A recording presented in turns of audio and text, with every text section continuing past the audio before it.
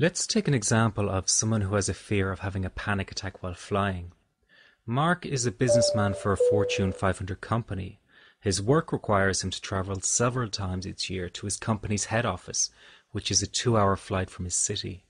He's 35 years of age and never had a problem flying until he experienced his first panic attack 5 years ago.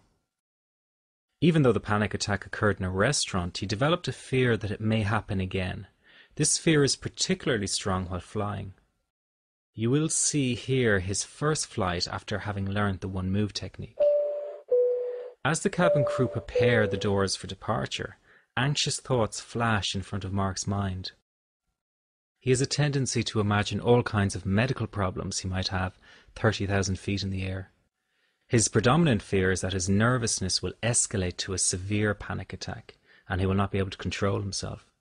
To quiet those fears, he reminds himself that he has learnt a new approach, and he is determined that this flight will be different.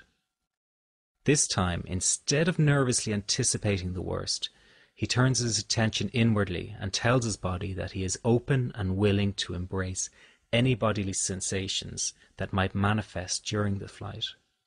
This approach is new and freeing because it allows his body permission to experience different sensations without him overreacting.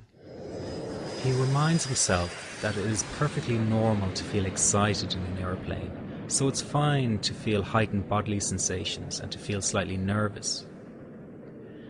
As the plane lifts off, Mark feels a flash of panic through his stomach and chest.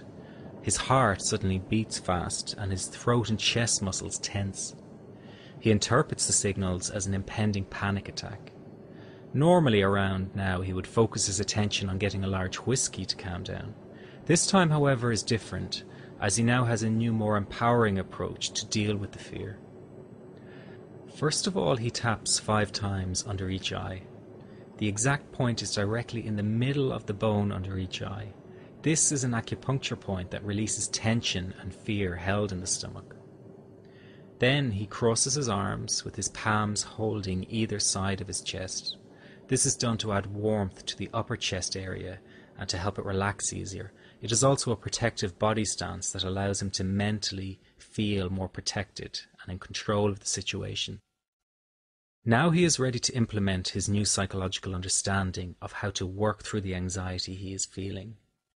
He turns his attention to his body and says inwardly to himself, "Okay, I know we are in an airplane, but I'm not going to be threatened or scared by these bodily sensations.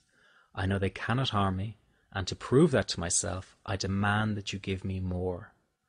Let's see how fast my heart can really beat. Go ahead, heart, you are free to beat as fast as you like. My legs and arms are tingling with pins and needles. That's fine, that doesn't worry me.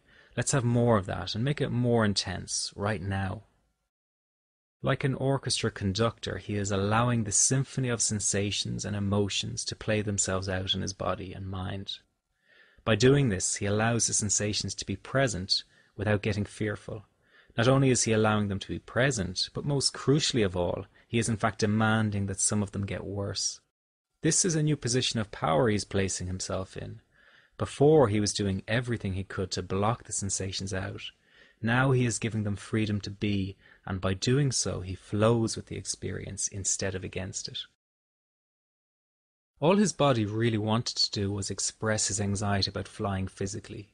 By giving his body full permission to do so, he does not create any additional stress or psychological friction.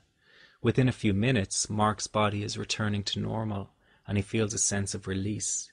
He has processed his fear without it escalating to a higher level and avoids a state of panic. This also makes him feel emotional, as he is processing the fear that has held him back in the past. He can now sit back and enjoy the rest of the flight.